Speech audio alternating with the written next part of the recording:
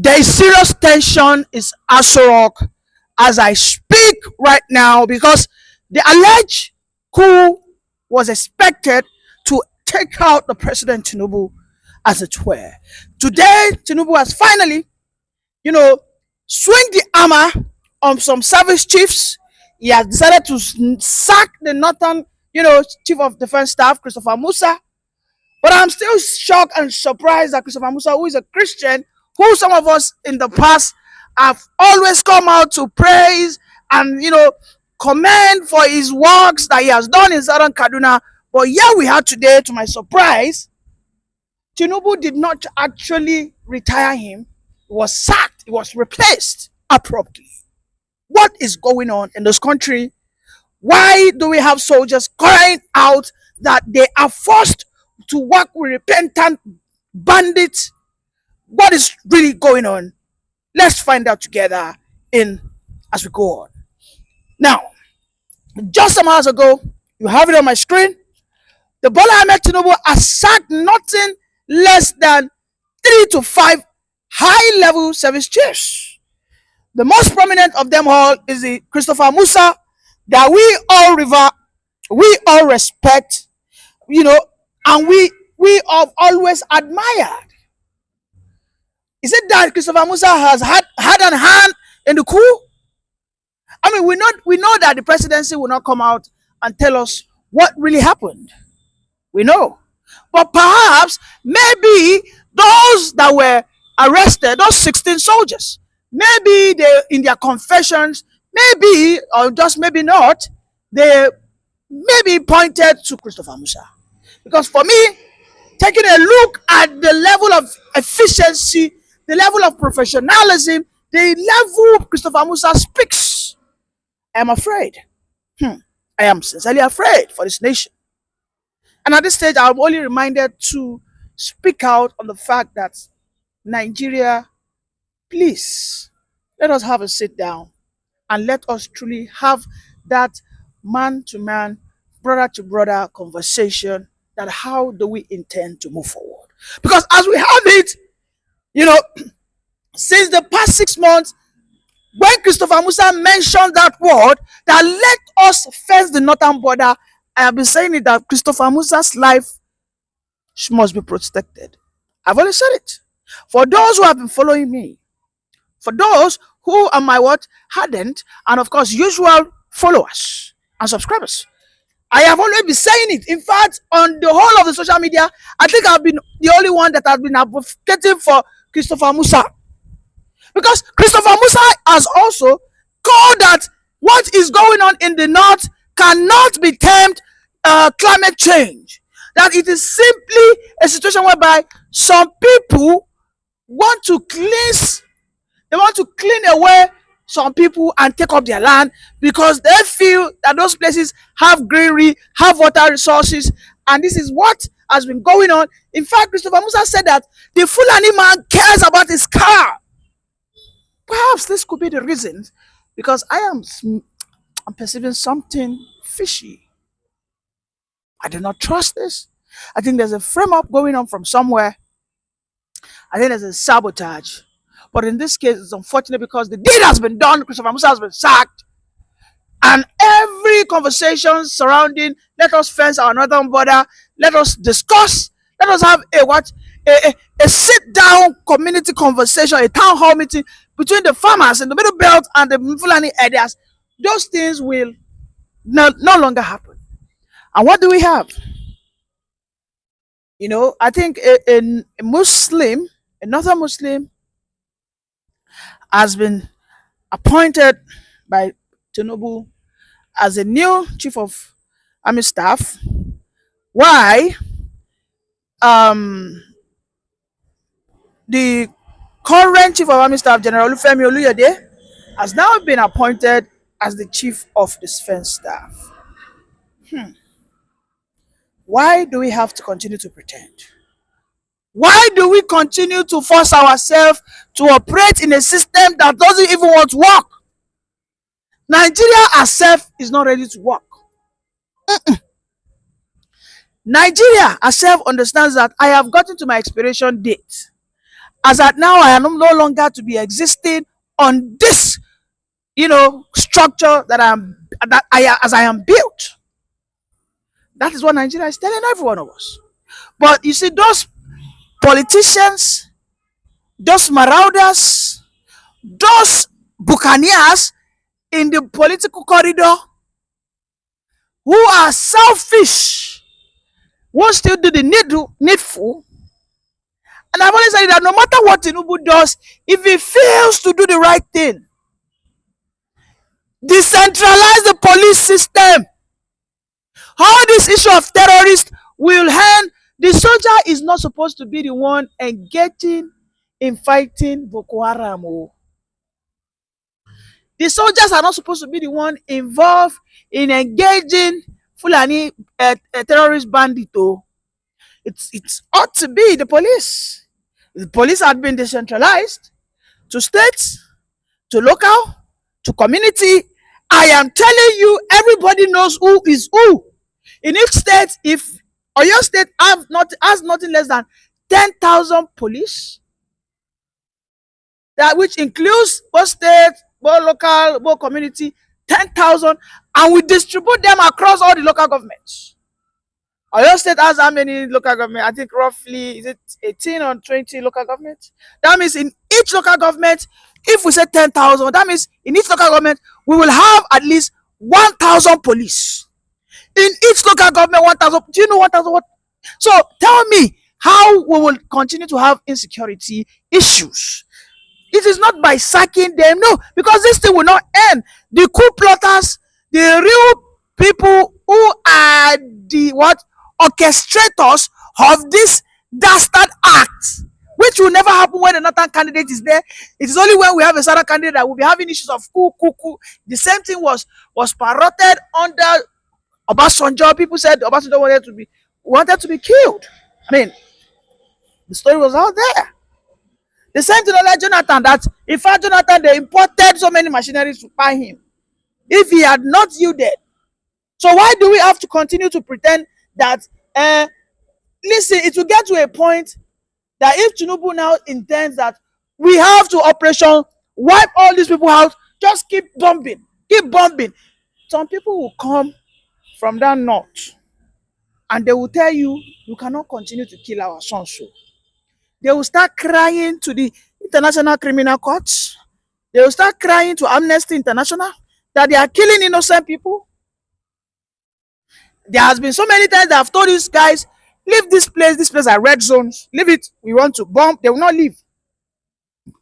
They will say they cannot live there.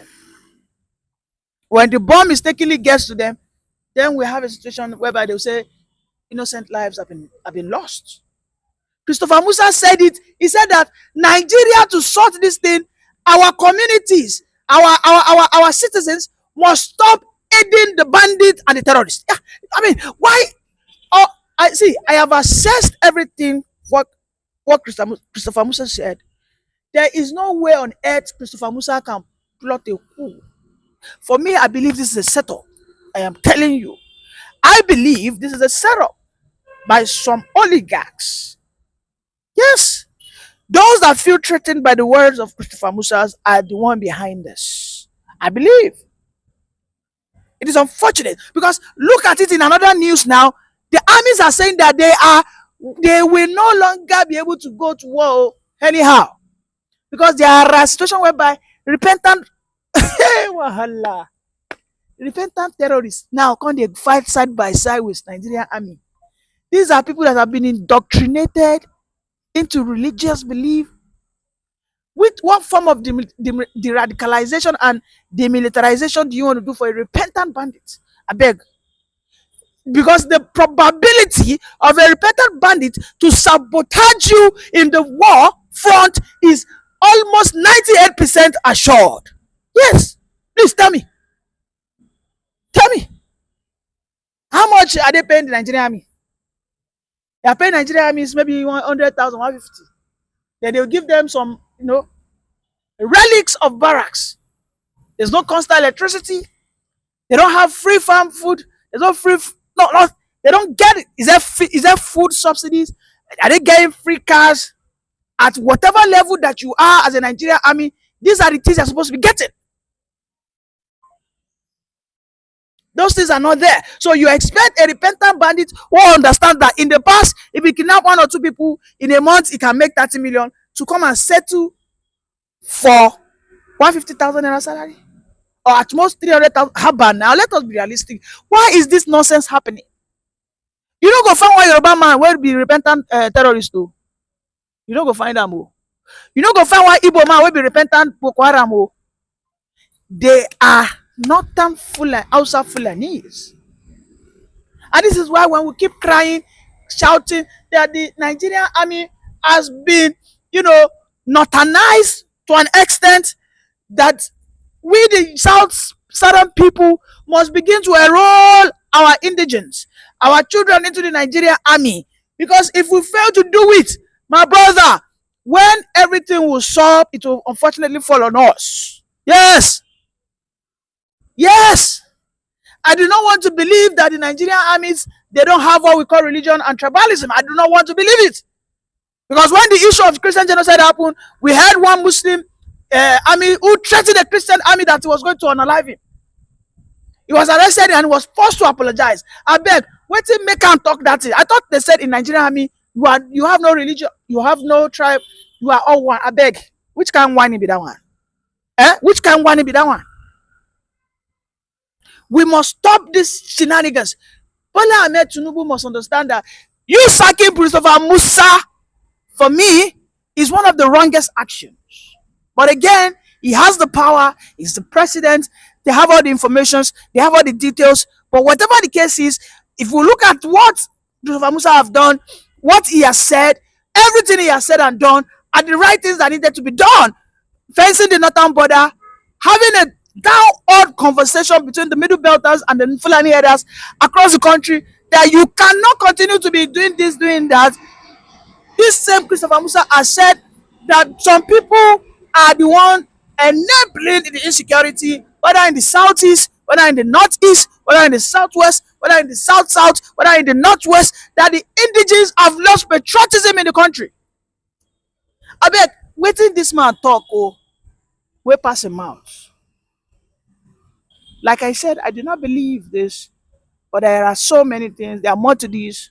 And I think and I smell and I can see the hands of the northern hegemony once again. And it's unfortunate because Nigeria just keeps failing everybody that comes with a voice of reckoning, a voice of intelligence and brilliance on what the right solutions are to our country called Nigeria. But those people who are of a more interest, who do not want things to get balanced, will at every point in time, when they see that you become a threat, they take you out, they wipe you out, or they silence you forever. And it's unfortunate that yes, the coup that was threatened to Tinubu's life has somehow led to the dismissal of Christopher Musa, who has happened to be one of my best soldiers in the past 1 decade. It's unfortunate, but what do I know? What I just know is we must peacefully restructure this country, because what I see ahead of us, the calamity, the fear, the panic, the tension, the chaos, the crisis that I see right before us in this nation, if we do not do the needful, if the North and South do not challenge the status quo and speak truth to the Constitution, I'm afraid, and I hope we don't have another civil war once again. The Fulani man favors his cow than a human being. That's the mentality. He doesn't have land, he doesn't have everything. He thinks is his cow. So to him, when you kill his cow, it's like you've killed him. And in his own kind of ideas, he thinks taking revenge on humans. And that's why those are the issues we're saying. Now, what happens? We have a lot of youths from the native, both the Fulani have criminals that are youths that are criminals. The natives have youths that are criminal. Now, what they do is that those guys work together. We have the natives that also have their headers. They have animals with the Fulanis. The native criminals, youths, one rustle their own fellow native cows and give it to the Fulani criminals. Those ones will go and sell, or the Fulani criminals will go and rustle and give these ones to go and sell. So it is a business. That is what they are doing from within. And the issue is that, yes, once you do this, these guys are going to come to want to take revenge, because the Fulani man thinks once you take his eye, it's like you are killing him. He's coming. They will run away. When they run away, who are they? Who gets killed? Women and children and elderly. So you see, it is, and then now bitterness has come into the issues. Now it has become a think tank, and because we try as much. What they do normally is, once they see where here is defended, they look for any isolated village and just attack it as a revenge. The idea is that they've killed somebody.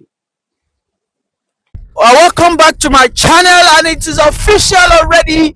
As Tinubu adopts the sixth geopolitical system of governance in Nigeria, because we all know how Tinubu has been running the country since he became the president, and nobody can come out to categorically tell me that Tinubu is not the man that will perhaps, if he does not necessarily restructure this country, he will, put us on the path of that total restructuring.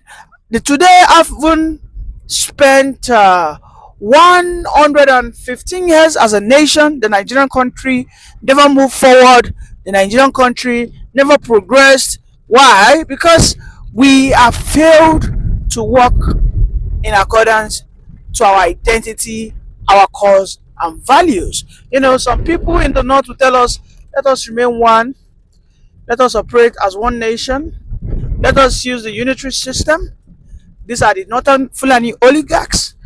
These are people who are, robbing others of their resources, because they want to continue to be able to suck the gas money from the south. They want to be able to suck the money from the crude oil in the Niger Delta, in the Middle Belt, in the southwest.